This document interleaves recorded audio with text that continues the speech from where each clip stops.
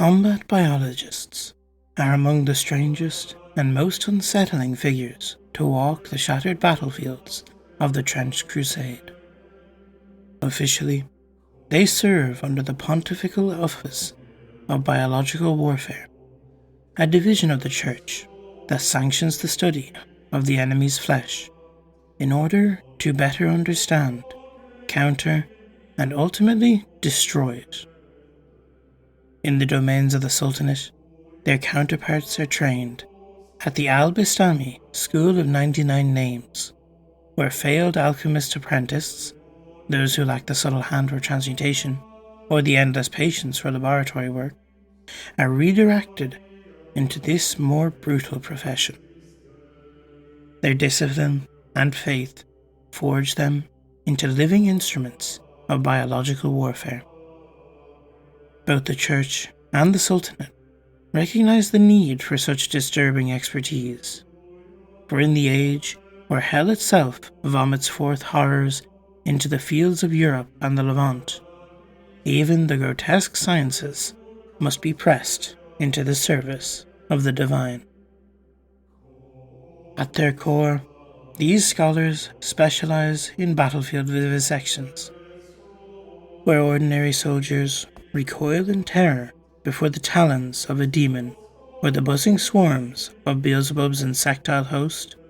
Combat biologists advance with surgical focus. Their purpose is not only to slay, but to collect, to carve samples from still living abominations, to seize fragments of chitin, bone, or corrupted sinew, and to preserve them in vials and reliquaries for later study. These grisly trophies are not taken for vanity, but for holy war.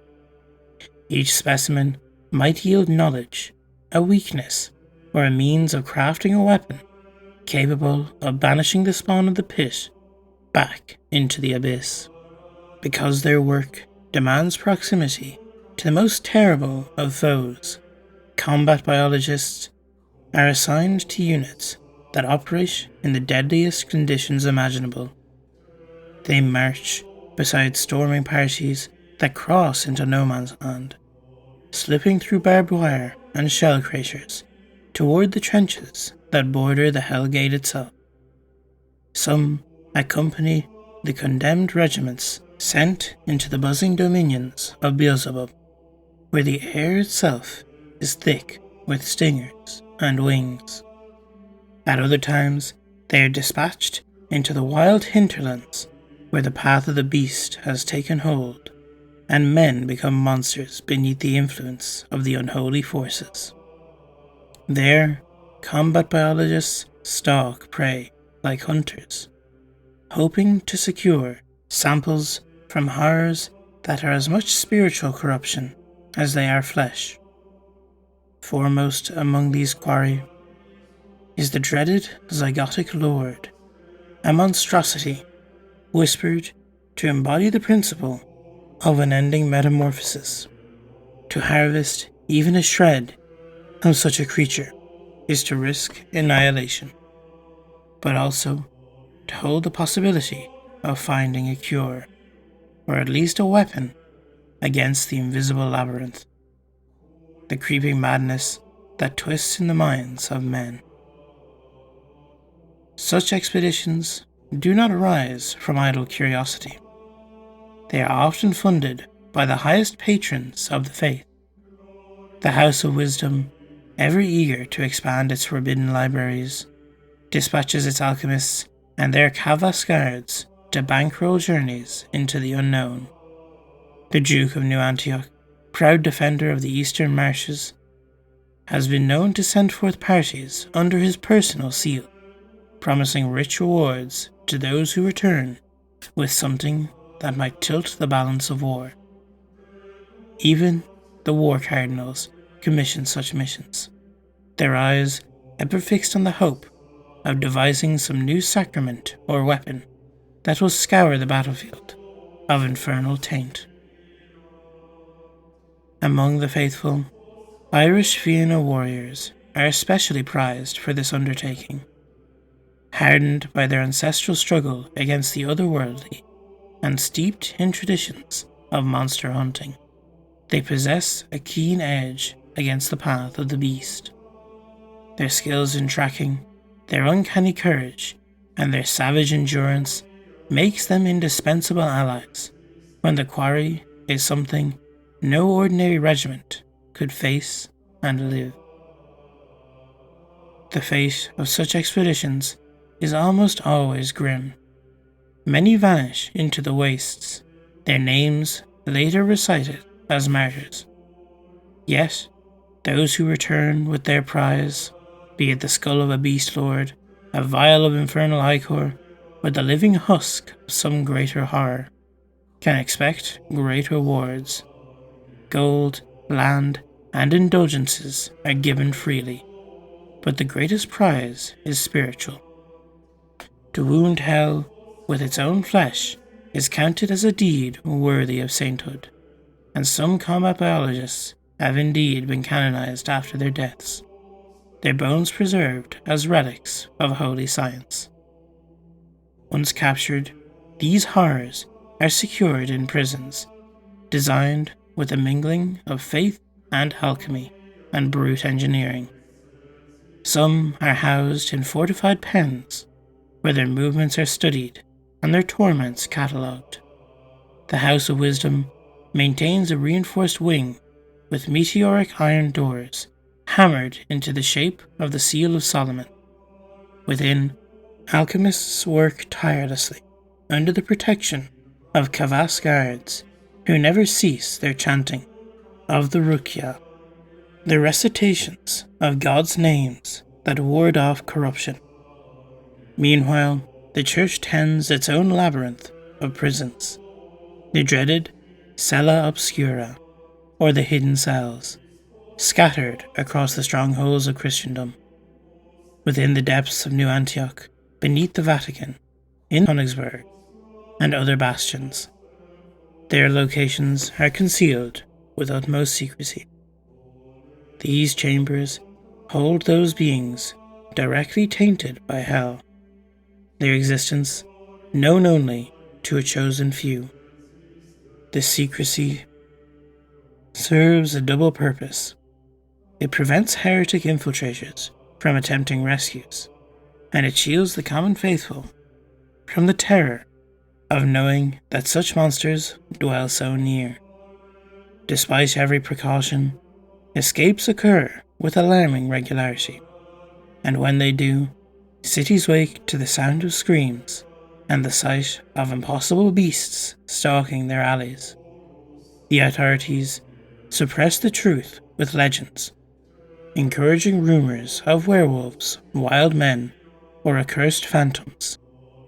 But behind the veil of folklore, discreet hunting parties are dispatched to reclaim or destroy the fugitive abominations before panic spreads. The combat biologists themselves are marked by their strange discipline. From the first day of training, they are subjected to hypnotic conditioning and repeated exposure to captured specimens. Where ordinary soldiers break down in terror before the howling of a demon, combat biologists learn to enter a trance of cold calculation. Their minds, stripped of ordinary fear, burn with fanatical focus. In battle, they move as if guided by unseen hands, seeking the vulnerable places in a monster's anatomy, driving home their blows with surgical precision. Their weapon is the vivisector, a polearm whose blade gleams with both surgical steel and brutal efficiency. The vivisector is not a mere tool of killing.